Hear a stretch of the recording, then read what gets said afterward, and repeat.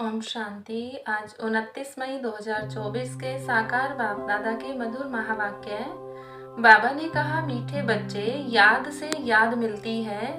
जो बच्चे प्यार से बाप को याद करते हैं उनकी कशिश बाप को भी होती है। प्रश्न, तुम्हारे परिपक्व अवस्था की निशानी क्या है? उस अवस्था को पाने का पुरुषार्थ सुनाओ। उत्तर, जब तुम बच्चों की परिपक्व अवस्था होगी तो सब कर्मेंद्रियां शीतल हो जाएंगी। कर्मेंद्रियों से कोई उल्टा कर्म नहीं होगा। अवस्था अचल अडोल बन जाएगी। इस समय की अडोल अवस्था से 21 जन्म के लिए कर्मेंद्रियां वश हो जाएंगी। इस अवस्था को पाने के लिए अपनी जांच रखो। नोट करने से सावधान रहेंगे। योग बल से ही कर्मेंद्रियों को वश करना है।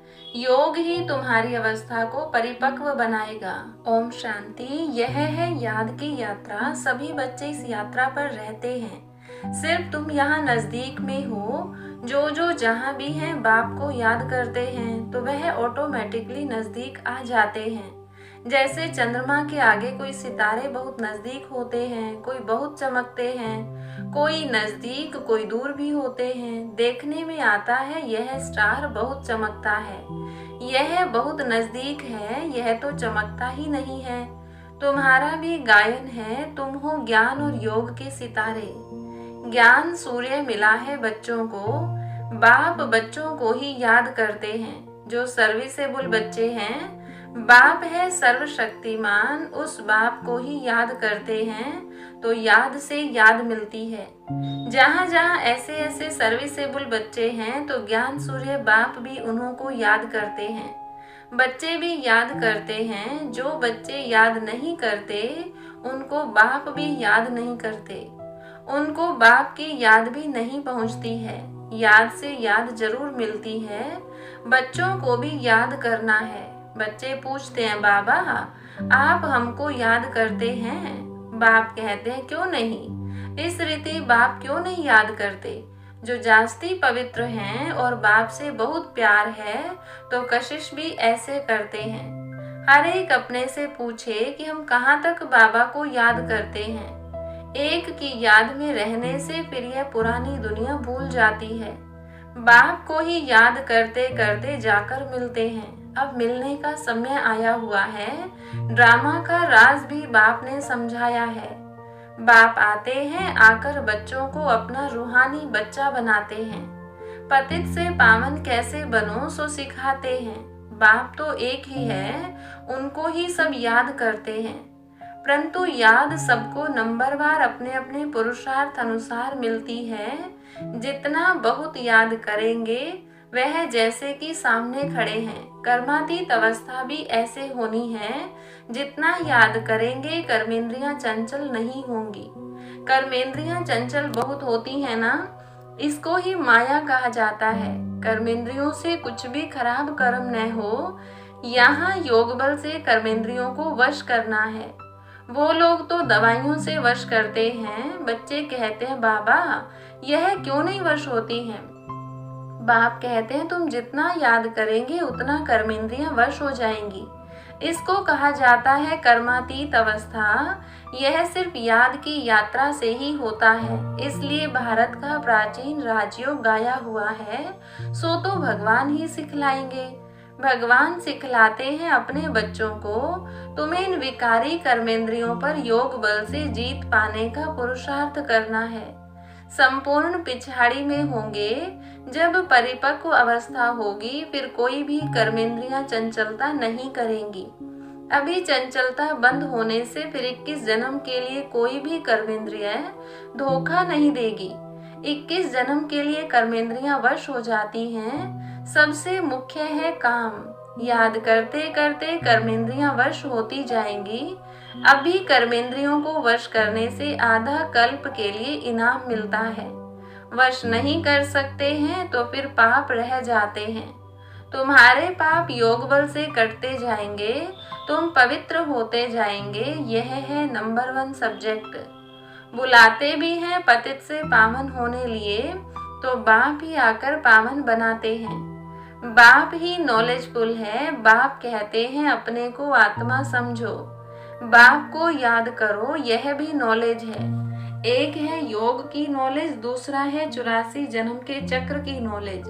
दो नॉलेज हैं, फिर उसमें दैवी गुण ऑटोमेटिकली मर्ज हैं। बच्चे जानते हैं हम मनुष्य से देवता बनते हैं तो दैवी गुण भी जरूर धारण करने हैं। अपनी जांच करनी है। नोट करने से अपने ऊपर सावधान रहेंगे, अपनी जांच रखेंगे तो कोई भूल नहीं होगी। बाप खुद कहते हैं मामेकम याद करो, तुमने ही मुझे बुलाया है क्योंकि तुम जानते हो बाबा पतित पावन है। वह जब आते हैं तब ही यह डायरेक्शन देते हैं।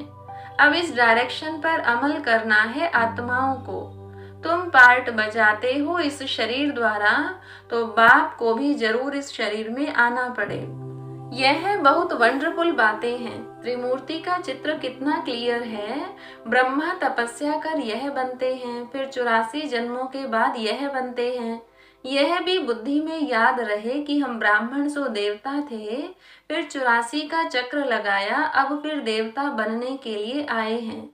जब देवताओं की डिनाइस्टी पूरी हो जाती है तो भक्ति मार्ग में भी बहुत प्रेम से उनको याद करते हैं।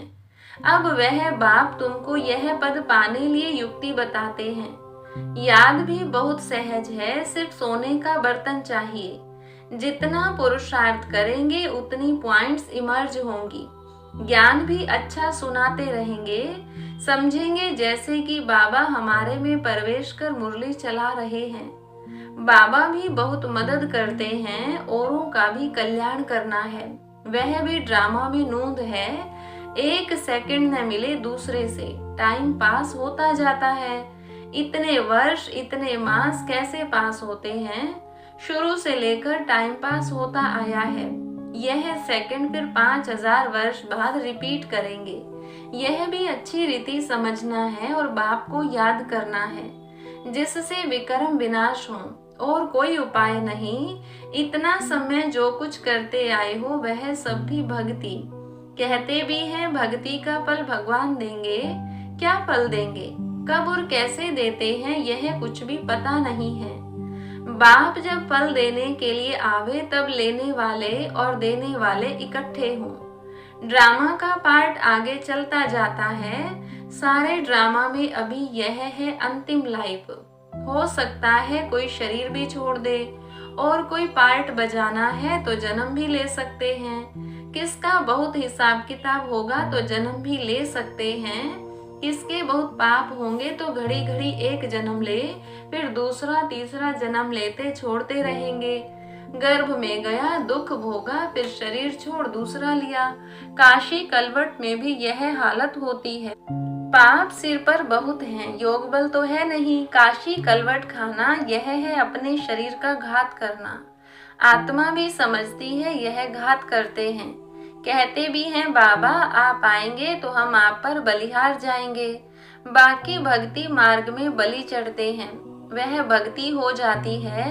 दान पुण्य तीर्थ आदि जो कुछ भी करते हैं वह किससे लेन देन होती है, पाप आत्माओं से। रावण राज्य है ना, बाप कहते हैं खबरदारी से लेन देन करना। कहाँ कोई खराब काम में लगाया तो सिर पर बोझा चढ़ जाएगा। दान पुण्य भी बड़ी खबरदारी से करना होता है। गरीबों को तो अन्न और कपड़े का दान किया जाता है, वह आजकल धर्मशालाएं आदि बनाकर देते हैं।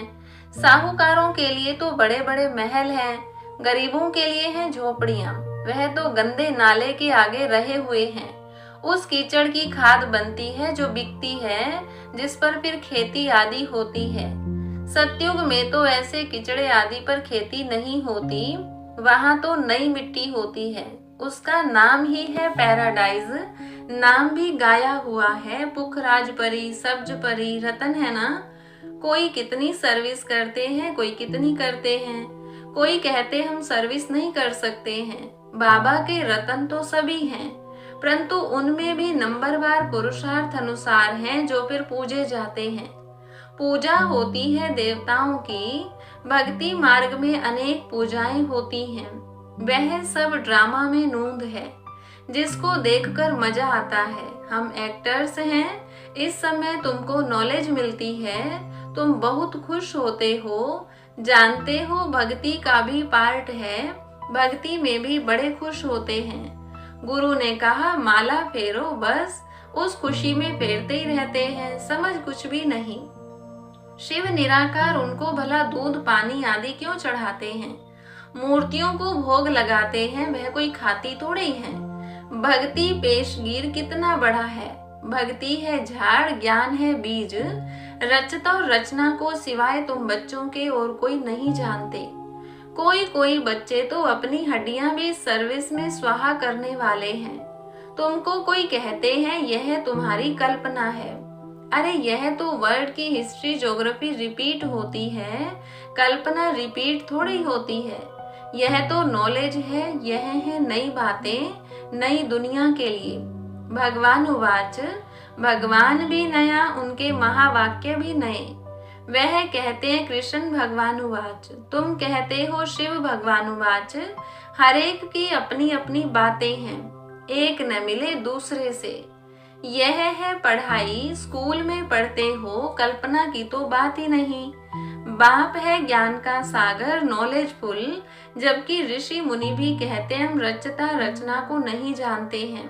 उन्हों को यह नॉलेज कहाँ से मिले? जबकि आदि सनातन देवी देवता ही नहीं जानते। जिन्होंने जाना उन्होंने पद पाया। फिर जब संगम युग आए तब बाप आकर समझाए। नए नए इन बातों में मूंझते हैं, कहते हैं बस तुम इतने थोड़े ही राइट हो, बाकी सब झूठे हैं। तुम समझाते हो गीता जो माई बाप है उसे ही खंडन कर दिया है, बाकी सब तो रचना है, उनसे वर्षा मिल न सके। वेदों शास्त्रों में रचता और रचना की नॉलेज हो न सके। पहले तो बताओ वेदों से कौन सा धर्म स्थापन हुआ? धर्म तो है ही 4। हर एक धर्म का धर्म शास्त्र एक ही होता है। बाप ब्राह्मण कुल स्थापन करते हैं, ब्राह्मण ही फिर सूर्यवंशी चंद्रवंशी कुल में अपना पद पाते हैं। बाप आकर तुमको सम्मुख समझाते हैं इस रथ द्वारा। रथ तो जरूर चाहिए, आत्मा तो है निराकार, उनको साकार शरीर मिलता है। आत्मा क्या चीज है उनको ही नहीं जानते, तो बाप को फिर कैसे जानेंगे?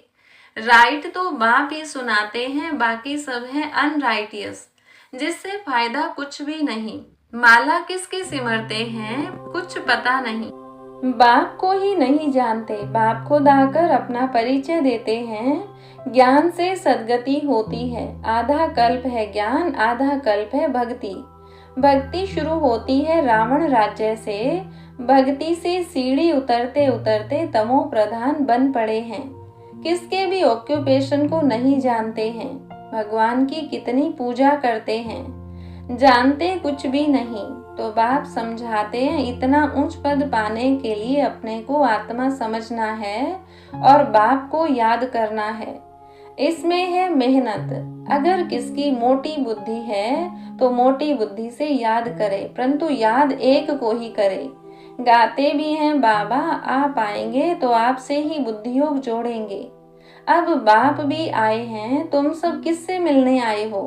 जो प्राण दान देते हैं, आत्मा को अमर लोक में ले जाते हैं। बाप ने समझाया है काल पर जीत पहनाता हूँ, तुमको अमर लोक में ले जाता हूँ। दिखाते हैं ना अमर कथा पार्वती को सुनाई। अब अमरनाथ तो एक ही है, हिमालय पहाड़ पर बैठ थोड़ी कथा सुनाएंगे। भक्ति मार्ग की हर बात में वंडर लगता है। अच्छा, मीठे मीठे सिकिलधे बच्चों प्रति माता पिता बाप दादा का याद प्यार और गुड मॉर्निंग। रूहानी बाप की रूहानी बच्चों को नमस्ते, रूहानी बच्चों की रूहानी बाप दादा को नमस्ते। धारणा के लिए मुख्य सार, पहली पॉइंट, योग बल से कर्मेंद्रिय जीत बन संपूर्ण पवित्र बनना है। इस अवस्था को पाने के लिए अपनी जांच करते रहना है। दूसरी पॉइंट, सदा बुद्धि में याद रखना है कि हम ही ब्राह्मण सो देवता थे, अब फिर देवता बनने के लिए आए हैं। इसलिए बहुत खबरदारी से पाप और पुण्य को समझकर लेन देन करनी है। वरदान, सर्व सत्ताओं को सहयोगी बनाए, प्रत्यक्षता का पर्दा खोलने वाले सच्चे सेवाधारी भव। प्रत्यक्षता का पर्दा तब खुलेगा जब सब सत्ता वाले मिलकर कहेंगे कि श्रेष्ठ सत्ता ईश्वरीय सत्ता आध्यात्मिक सत्ता है, तो यही एक परमात्म सत्ता है। सभी एक स्टेज पर इकट्ठे हो ऐसा स्नेह मिलन करें। इसके लिए सबको स्नेह के सूत्र में बांध समीप लाओ, सहयोगी बनाओ। यह स्नेह ही चुंबक बनेगा जो सब एक साथ संगठन रूप में बाप की स्टेज पर पहुंचेंगे। तो अब अंतिम प्रत्यक्षता के हीरो पार्ट में निमित्त बनने की सेवा करो, तब कहेंगे सच्चे सेवाधारी। स्लोगन: सेवा द्वारा सर्व की दुआएं प्राप्त करना, यह आगे बढ़ने की लिफ्ट है। अच्छा, ओम शांति।